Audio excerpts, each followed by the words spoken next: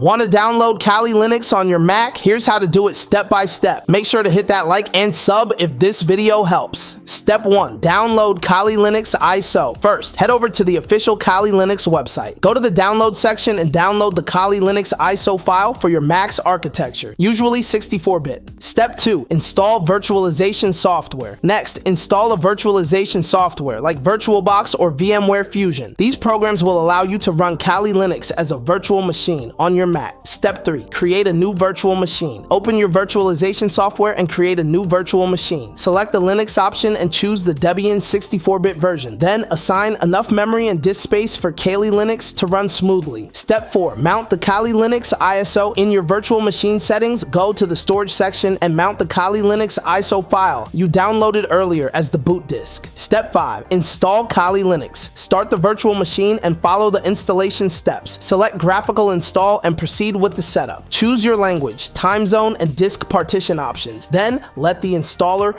finish. Step 6. Final setup and restart. Once the installation is complete, restart the virtual machine. Kali Linux should now boot up on your Mac and you can start using it. That's how you download and install Kali Linux on your Mac using a virtual machine. Don't forget to hit subscribe for more tips and comment for any other how-to you might need.